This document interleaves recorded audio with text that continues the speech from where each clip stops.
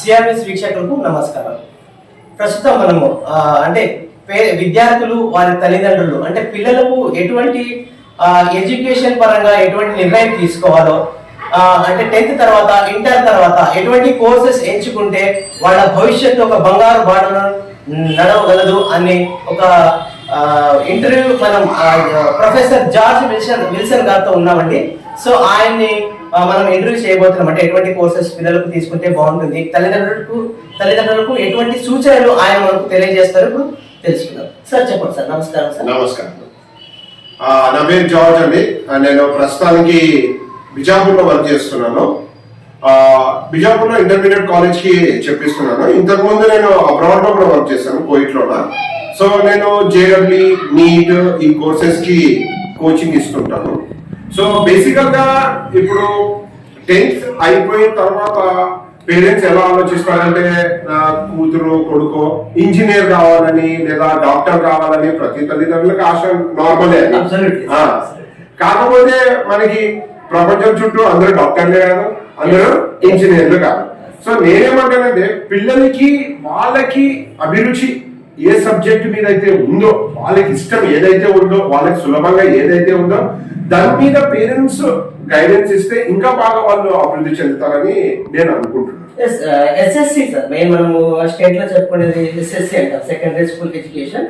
ఇక్కడ వరకు అందరికి కాన్స్టెంట్ ఉంటుంది, బట్ అక్కడ వరకు కూడా మనకు సిబిఎస్ఈ సిలబస్ సపరేట్ ఉంటుంది, at the same time state syllabus ఇలా. సో ఈ ఎస్ఎస్సి తర్వాత స్టేట్స్ అంటే ఎటువంటి కోర్సెస్ మీన్స్ ఎంపీసీ, బైపీసీ ఇలాంటి కోర్సెస్ ని మా వీక్షకులకు తెలియజేయండి. ఎలాంటి కోర్సెస్?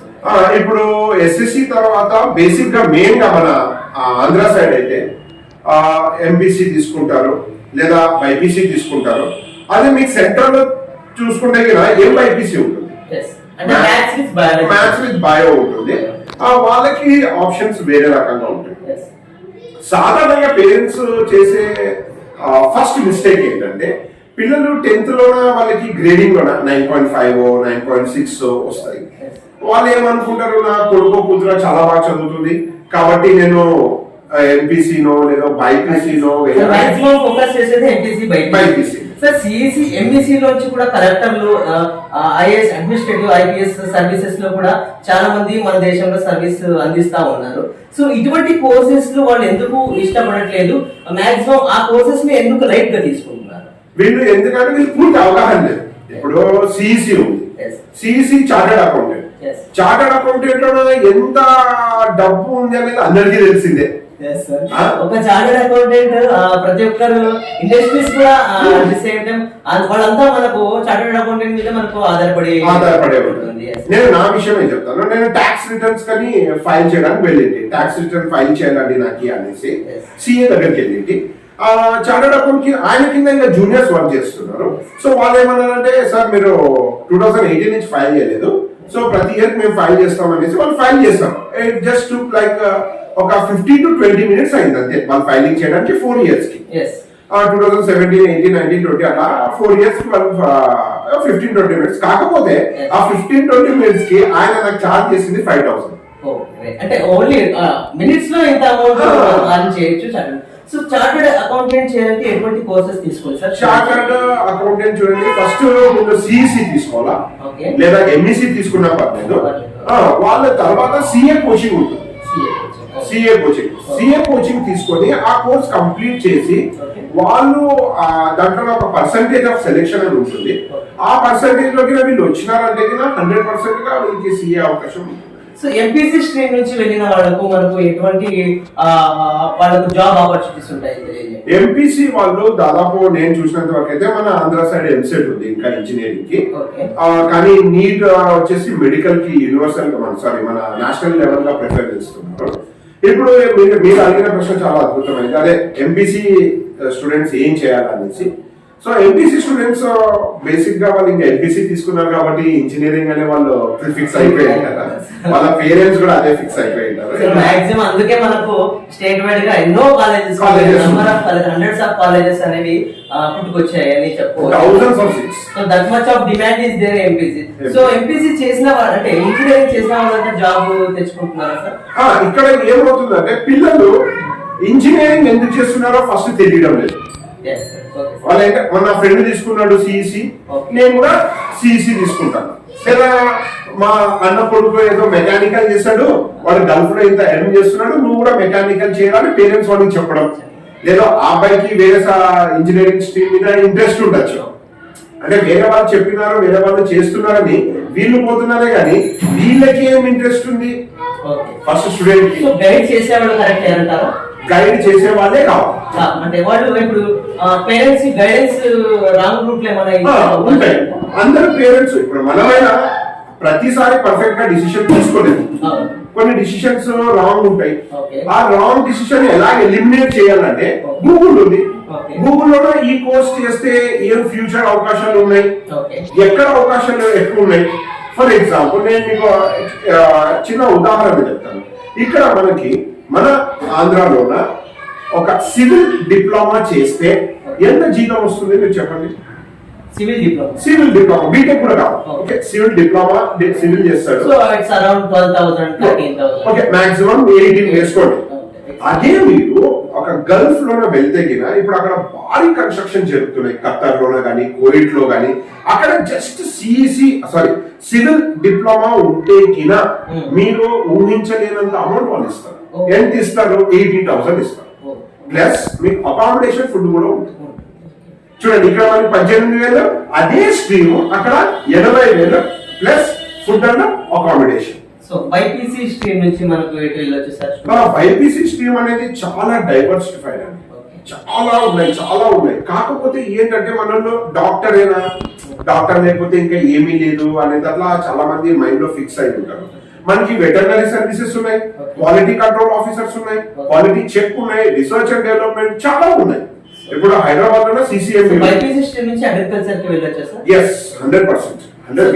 ఎంపీసీ స్ట్రీమ్ నుంచి బీఫార్మసీ చేయొచ్చా? ఎంపీసీ కెమిస్ట్రీ ఉంటుంది కదండి, ఫార్మసీ అంటే నేచురల్ కెమిస్ట్రీ మొత్తము. So you can go, there is no option. MPC BiPC CEC కాకుండా హెచ్ఈసి ఎంఈసి కూడా ఉన్నాయి కదా సార్? సో హెచ్ఈసి చేసి మనం డిగ్రీలో ఎలాంటి కోర్సెస్ సెలెక్ట్ చేసుకోవాలి? హెచ్ఈసి చూడండి, నేను యూజువల్ గా నేను ప్రిఫర్ చేసేది ఏమంటే if you want to go for the government job, మీరు గవర్నమెంట్ జాబ్ వెళ్ళాలనుకున్నారు, అది సెంట్రల్ కావచ్చు స్టేట్ కావచ్చు ఎనీథింగ్, మీరు సిఈసి హెచ్ఈసి తీసుకున్నారంటే అది మీకు పర్ఫెక్ట్ ప్లాట్ఫామ్ అవుతుంది. Perfect platform government jobs perfect. మీకు చాలా మంది స్టూడెంట్స్ నేను గమనించింది ఏంటంటే హెచ్ఈసి తీసుకుంటే ఏముంది ఏం కాదు, ఏ కోర్స్ మనం నెగ్లెక్ట్ చేయకూడదు, అన్ని కోర్సెస్ విలువైన కోర్సెస్, చాలా విలువైన కోర్సెస్. ఇప్పుడు మీకు ఒక ఉదాహరణ చెప్తాను. ఇప్పుడు హిస్టరీ ఉంది, హెచ్ఈసిలో హిస్టరీ సబ్జెక్ట్ చెప్పించే వాళ్ళు కోచింగ్ లోన ఐఏఎస్ కోచింగ్ లోన వాళ్ళు పర్ అవర్ 15,000 to 20,000 ఇస్తారు హెచ్ఈసి. అండ్ బేసిక్ గా వాళ్ళు వెళ్తే మనల్ని అడిగేది హిస్టరీనే, ఐఏఎస్ ఐపీఎస్ కి మెయిన్, ప్లస్ జాగ్రఫీ అనేది చాలా ఇంపార్టెంట్. సరే ఇప్పుడు ఎంపీసీ స్ట్రీమ్ బైపీసీ స్ట్రీమ్ చదివే స్టూడెంట్స్ ఉంటారు ఒకే కాలేజ్ లో క్యాంపస్ లో. సో సిఈసి హెచ్ఈసి స్టూడెంట్స్ ని ఒకలా ఉంటారు. సో ఇలాంటి కాలేజ్ లో పిల్లలు అంటే హెచ్ఈసి స్టూడెంట్స్ కొంచెం డల్ స్టూడెంట్స్ లాగా ట్రీట్ చేయడం ఇలాంటివి జరుగుతూ ఉంటాయి కదా. అంటే ఎంపీసీ తీసుకున్నంత మాత్రాన బైపీసీ కోర్సెస్ తీసుకున్నంత మాత్రాన వాళ్ళు క్లవర్ స్టూడెంట్స్ అంటే టాలెంటెడ్ స్టూడెంట్స్ అని జస్టిఫై చేయవచ్చా? లేదు, అలా ఎప్పటికీ చేయదు. ఇప్పుడు మీరు మీ ఫీల్డ్ లో మీరు ప్రతిభావంతులు, నా ఫీల్డ్ లో నేను ప్రతిభావంతుడు. సో కోర్సెస్ ఏవైనా టాలెంట్ ఈస్ కాన్స్టెంట్ అంటారా? Talent is constant but all the students are equal. అంటే ఎవరు ఏ టైం లో చెప్పలేదు రాణిస్తారో, ఎవరు ఎలా సెటిల్ అవుతారో చెప్పలేదు అస్సలు. సో ఏ కోర్స్ ని మనం తక్కువ చేసి చూడకూడదు అస్సలు. Nice information. అంటే ఇప్పుడు ఎలా అంటే ఇప్పుడు మీరే అన్నారు బైపీసీ స్టూడెంట్ అంటే మోర్ నాలెడ్జ్, ఎంపీసీ స్టూడెంట్ అంటే మోర్ నాలెడ్జ్ అంటుంటా కూడా. బయట పబ్లిక్ లో కూడా నేను కూడా కాలేజ్ లో వర్క్ చేస్తున్నప్పుడు చాలా మంది అన్నారు సార్ ఈజీగా సార్ లైక్ వాళ్ళకి ఏం ప్రాక్టికల్స్ ఉండవు అని చాలా మంది అంటారు. అలా ఉండదు కదా, వాళ్ళ సబ్జెక్ట్ వాళ్ళది, మీ సబ్జెక్ట్ మీ. సో ఎవ్రీ స్టూడెంట్ వాళ్ళ కోర్స్ లో ఖచ్చితంగా నిమగ్నమై చదివితే ఖచ్చితంగా వాళ్ళు అంటే మంచి స్టేజ్ కి వెళ్ళిపోతారని చెప్తున్నారు అనమాట. సార్ మీకు ఒక విషయం తెలియజేస్తాను, స్టూడెంట్ అంటేనే ఒక గ్రేట్ పర్సనాలిటీ. స్టూడెంట్ అంటేనే గ్రేట్ పర్సనాలిటీ. ఆ గ్రేట్ పర్సనాలిటీ నుంచి స్టూడెంట్ లెజెండ్ కావచ్చు. అన్ని క్వాలిటీస్ కల్టివేట్ చేసుకొని గ్రో అయితే మన దేశానికి ఎంతో ఉపయోగం ఉంటుంది. ఇప్పుడు ఇక్కడ తప్పిదాలు ఎక్కడ పడుతుందంటే స్టూడెంట్స్ కే వాళ్ళు గ్రేట్ అని వాళ్ళకి తెలియదు. ఇప్పుడు పేరెంట్స్ కానీ ఇప్పుడు ఒక స్టూడెంట్ ఉన్నాడు తక్కువ మార్క్స్ తెచ్చాడు అనుకోండి, ఏమంటారు సొసైటీలో అందరూ విమర్శించడం, ఫస్ట్ విమర్శించడం స్టార్ట్ చేస్తారు. అంతేగాని ఆ స్టూడెంట్ ఎందుకు తక్కువ తెచ్చుకున్నాడో, దాన్ని ప్రభావితం చేసిన సంఘటనలు ఏంటి అని అవి ఎలిమినేట్ చేస్తే ఆ స్టూడెంట్ కంపల్సరీ టాపర్ అవుతారు కదా. సార్ ఇంకొక చిన్న విషయం, ఇప్పుడు ఐఏఎస్ అంటే ఒక IAS category, IPS category post వాళ్ళు సంపాదించాలి, కలెక్టర్ అవ్వాలి, లేదా నేను సూపరింటెండెంట్ ఆఫ్ పోలీస్ అవ్వాలి అన్న కోరికలు స్టూడెంట్ లో కొంతమందికి ఉంటాయి. సో వాళ్ళు ఎలాంటి కోర్సెస్ తీసుకుంటే ఇంటర్మీడియట్ నుంచి వాళ్ళకు సపోర్టివ్ గా ఉంటుంది? మీరు ఇండియన్ అడ్మినిస్ట్రేటివ్ సర్వీసెస్ గురించి, తర్వాత పోలీస్ శాఖ గురించి, వీటి గురించి మీరు అడుగుతున్నారు కాబట్టి, especially if you want to be in these fields like police అనే స్పెషల్ కేటగిరైజ్ చేస్తే ఫస్ట్ మనం చేయాల్సింది ఏంటంటే ఎన్సీసీ లో ఉండాలి. NCC compulsory. అది ఏమవుతుందంటే వాళ్ళకి అప్పటి నుంచి డ్యూటీస్, రెస్పాన్సిబిలిటీస్ తెలిసిపోతాయి. ఐఏఎస్ కి అవసరం లేదు. IAS purely dependent upon the మనకి టాలెంట్ ఏంటో ఎలా ఉంటుంది, ఇన్ఫర్మేషన్ ఎలా గ్యాదర్ చేస్తున్నాం, ఒక పర్టికులర్ ఏరియాలో ఇన్ఫర్మేషన్ ఎలా గ్యాదర్ చేస్తున్నాం. ఇప్పుడు మీకు ఒక విషయం చెప్తాను. నా classmate Bharat Gupta, is now collector. మేమిద్దరు శ్రీ చైతన్యలో కలిసి చదువుకున్నాము. ఆ రోజుల్లో అందరూ భరత్ గుప్తాని ఆట పట్టించాము. BiPC student, collector. So BiPC student sir. So అంటే నాట్ ఓన్లీ సెలెక్టెడ్ కోర్స్ లోనే మాత్రమే మనం కలెక్టర్ అవ్వాలి, అలా కోర్స్ తీసుకుంటేనే కలెక్టర్ ఉపయోగపడుతుందనడానికి అయితే ఏం లేదు. So civils is mostly depend on your knowledge, your preparation, your struggle upon your studies. అంతేకాని మనకు కోర్స్ అనేది ఏ కోర్స్ తీసుకున్నా మనం సివిల్స్ సాధించవచ్చు. అదే కదా సార్ కన్ఫర్మ్. సో నెక్స్ట్ మనం డిగ్రీ కోర్సెస్ గురించి ఏం చెప్పగలుగుతారు సార్? డిగ్రీ కోర్సెస్ లో చూడండి మనకి చాలా వేరియేషన్స్ ఉన్నాయి, అంటే చాలా డిఫరెంట్ కైండ్ ఆఫ్ బ్రాంచెస్ ఉన్నాయి. మన ఆంధ్రాలో బైపీసీ సారీ ఇప్పుడు ఎంఈసీ తీసుకున్న వాళ్ళకి ఎంఈసిఎస్ అని, మ్యాథ్స్ ఫిజిక్స్ కంప్యూటర్ సైన్స్ అని, మ్యాథ్స్ ఫిజిక్స్ ఎలక్ట్రిక్స్ అని చాలా ఉంది. సో నేనేమంటానంటే మీరు డిగ్రీలో ఫస్ట్ ఇంటర్మీడియట్ లోనే మీ గోల్ ఏంటో ఫిక్స్ చేసుకోండి. ఇంటర్మీడియట్ లోనే గోల్ ఫిక్స్ అయి ఉండాలి. మీరు ఇంటర్ లోనే ఎంపీసీ చేసి, చాలా మంది స్టూడెంట్స్ ఇంటర్ లోనే ఎంపీసీ చేసి తర్వాత ఏదో బిజినెస్ స్టడీ చేసి తర్వాత లా చేస్తున్నారు. అసలు కనెక్షన్ లేదు. ఎందుకంటే లేసర్ నాకు ఇంట్రెస్ట్ ఇలా ఉంది అంటారు. అదే ఇంట్రెస్ట్ ఇంటర్మీడియట్ లో ఉంది. Fix hour goal in intermediate. మీకు సక్సెస్ అనేది ఈజీగా ఉంటుంది. సో మైండ్ డైవర్ట్ చేసుకోవాలి. ఇప్పుడు చాలా మంది అంటారు సార్ నేను బైపీసీ చదివాను, నాకు ఎస్ఐ అవ్వాలని ఉంది సార్ అంటే ఓకే, గో ఫర్ ఇట్, దాంట్లో ప్రాబ్లం ఏముంది. కాకపోతే ఫిజికల్ యాక్టివిటీ బాగుంటు, రన్నింగ్, జంపింగ్ ఇవన్నీ రోజు ప్రాక్టీస్ చేస్తే you can be the perfect person. కానీ వీళ్ళు ఏంటంటే నేను బైపీసీ చేశాను కదా, నేను డాక్టర్ అవ్వాల్సింది, కానీ నేను అలా వాళ్ళలో వచ్చేస్తుంది. ఇంకా ఇంకోటి ఏంటంటే సొసైటీ కూడా కాదు, నువ్వు బైపీసీ చేసావు కదా మళ్ళీ పోలీస్ కి ఎందుకు వెళ్తున్నావు ఇలా. సో అంటే సొసైటీ గురించి మనం మాట్లాడితే మనం ముందుకు వెళ్ళలేదు. వాళ్ళని ఏది మనము కంపేర్ చేసుకోకూడదు, వాళ్ళ మాటలు వినకూడదు. Students, every student you should fix your goal yourself only. You should not divert your mind అని మనకు ప్రొఫెసర్ గారు తెలియజేస్తున్నారు. At the same time sir ఇప్పుడు బీటెక్ చేస్తున్నారు, డిగ్రీస్ చేస్తున్నారు. ప్లస్ ఈక్వల్ టు డిగ్రీ అయినా కూడా మనకు అది టెక్నికల్ పరంగా డిగ్రీ అవుతుంది, ఇది నార్మల్ నాన్ టెక్నికల్ డిగ్రీ అవుతుంది. సో ఆఫ్టర్ దట్ ఈ రెండు కోర్సెస్ కంప్లీట్ అయిన తర్వాత, అంటే డిగ్రీ అయిన తర్వాత ఇప్పుడు మనము ఈ కోర్సెస్ కి సంబంధం లేకుండా జాబ్ ఫీల్డ్ లో అనేది ఉంటున్నారు స్టూడెంట్స్. సో వాళ్ళ గురించి మీరు ఏం తెలియజేస్తారు? డిగ్రీ అనేది ఇంపార్టెంటా లేదా కోర్సెస్ అంటే మామూలుగా డిగ్రీ కంప్లీట్ అయిన తర్వాత బెంగళూరులో, హైదరాబాద్ లో డిఫరెంట్ టైప్స్ ఆఫ్ లాంగ్వేజెస్ కానీ ఇప్పుడు అప్కమింగ్ ఆర్టిఫిషియల్ ఇంజనీరింగ్ అలాంటివన్నీ, ఇంటెలిజెన్స్, ఆర్టిఫిషియల్ ఇంటెలిజెన్స్ అట్లాంటి కోర్సెస్ చేస్తేనే మనకు వాల్యూ ఉంటుంది. బేసిక్ గా నేను చాలా మంది నా స్టూడెంట్స్ ని బీటెక్ చేసే వాళ్ళు ఇప్పుడు హైదరాబాద్ లో, బెంగళూరులో చాలా మంది నా స్టూడెంట్స్ ఉన్నారు. వాళ్ళు ఏంటంటే వాళ్ళు చేసింది ఒకటి, ఇప్పుడు చేస్తుండేది ఇంకొకటి. ఫస్ట్ దీనికి రీజన్ ఏంటంటే వాళ్ళకి పేషెన్స్ లేకపోవడం. ఫస్ట్ పేషెన్స్ ఉండాలి. Second communication skill is ultimate. Communication skill అది ఇంగ్లీష్ అయి ఉండాలి. సారీ నాకు మన మాతృభాష తెలుగు కానీ సో ఇంగ్లీష్ అనేది అల్టిమేట్. ఈ రెండు తర్వాత మనం అడిషనల్ గా ఏం నేర్చుకుంటున్నాం, లాంగ్వేజెస్, కంప్యూటర్ రిలేటెడ్ లాంగ్వేజెస్. ఎందుకంటే ఇప్పుడు ప్రతి ఒక్కటి యాప్స్ ఫామ్ లో వచ్చేస్తుంది. సో అది బీటే సివిల్ ఆర్ బీటే మెకానికల్ ఏదైనా కానీ. సో స్టూడెంట్స్ ఏమంటే, నేను చాలా మంది నా స్టూడెంట్స్ చూశాను, వాళ్ళ పేరు చెప్పదలుచుకోలేదు. వాళ్ళు అన్నారు, సార్ నేను ఎంటెక్ లో 86% తెచ్చాను, కాకపోతే నాకు 12,000 ఇస్తామంటున్నారు సార్ అంటున్నారు. నేనేమన్నా నువ్వు ఫ్రెషర్ కదా. నాట్ ఓన్లీ ఎంపీకి కాదు, ఎంఫార్మసీ కూడా, ఎంఎస్సి, ఎంబీఏ వాళ్ళు కూడా మనం ఇలాంటి కేసెస్ చూస్తున్నాం. స్టూడెంట్స్ ఫీల్ అవుతా ఉంటారు. వాళ్ళు ఇప్పుడు నా స్టూడెంట్ అన్నారు, సార్ 12,000 కి ఎలా వర్క్ చేయాలి సార్, నేను కనీసం మినిమం 24-26 ఎక్స్పెక్ట్ చేశాను, కానీ నేను 12,000 అంటున్నాను సార్, ఏంటి సార్ ఇది అంటే. నేను అన్నాను, నీకు ఏం వచ్చేది వాళ్ళు నీకు 26 ఇస్తారు. సో ఫస్ట్ నువ్వు ఎక్స్పీరియన్స్ గెయిన్ చేయి. వాళ్ళు అది స్టైపెండ్ లాగా కన్సిడర్ చేస్తారు, అంతేగాని శాలరీ లాగా అనుకుంటే వెరీ యంగ్. 25-26 కి గోల్ వచ్చింది, నువ్వు ఒక 3 years వర్క్ చేస్తే it will be multiplied by 4 or 5 times. So ఇది కాకుండా మనం ఏంటంటే నాకు స్టార్టింగ్ 40 కావాలా, అవి వస్తాయి ఎవరికి, ఐఐటిఎన్స్ వస్తాయి. ఐఐటిఎన్స్ ఆర్ డిఫరెంట్ కదా నార్మల్ గా. వాళ్ళు ఐఐటిఎన్స్, ఎన్ఐటీస్, ట్రిపుల్ ఐటిఎన్స్ వాళ్ళకి సాలరీస్ ఎక్కువగా ఉంటాయి. ఎందుకంటే వాళ్ళు ప్రతిభ వాళ్ళు ప్రూవ్ చేసుకున్నారు ఆల్రెడీ. ఇప్పుడు నువ్వు నార్మల్ డిగ్రీ చేసావు, నీలాంటి వాళ్ళు ఒక లక్షల్లో ఉన్నారు, వాళ్ళలో నువ్వు ప్రూవ్ చేసుకుంటే you're equal to IITian. So communication skills అనేవి చాలా ఇంపార్టెంట్. చదువుతో పాటు అవి కూడా ఇంపార్టెంట్. సో పర్సంటేజ్ మనం ఎలా కన్సిడర్ చేసుకోవచ్చు? పర్సంటేజ్ చూడండి సార్, చాలా బెస్ట్ క్వశ్చన్ అడిగారు. కోర్ సబ్జెక్ట్స్ లో బీటెక్ లో కానీ డిగ్రీలో కానీ మినిమం 70% ఉండాల్సిందే. మనం 70 డౌన్ అయ్యారనుకోండి, మన శాలరీ డౌన్ అయింది.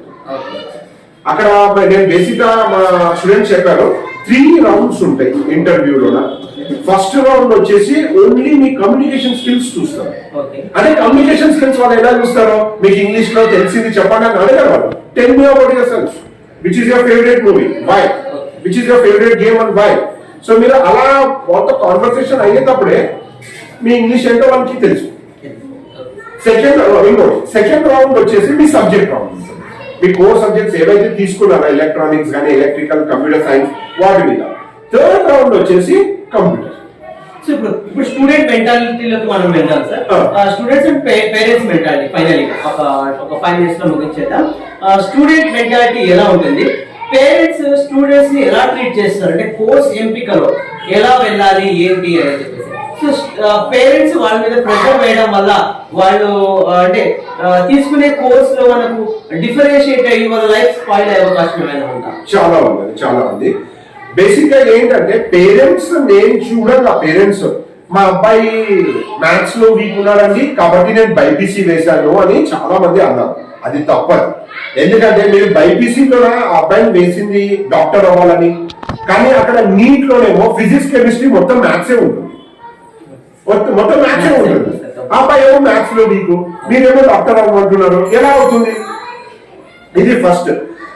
తర్వాత ఏమవుతుంది, మా వాడు మ్యాథ్స్ లో స్ట్రాంగ్ ఉన్నాడని సరే ఇంజనీరింగ్ చేస్తాము, కానీ మా అబ్బాయి వాళ్ళ మెకానికల్ చేయాలనుకుంటున్నాడు, ఎందుకంటే మా మామగారి కొడుకో లేదా మా అన్నగారి తమ్ముడో ఎవరో సో పర్సన్ వాళ్ళు చేస్తారు కాబట్టి వీళ్ళు చేయాలా అనేది ఒక పర్సనల్ గా తీసుకుంటారు. అలా పేరెంట్స్ తీసుకోవద్దండి. మీ రిలేషన్స్ ఎవరైతే ఏం చేస్తారో వాళ్ళ కేపబిలిటీస్ మీద వాళ్ళు చేసింటారు.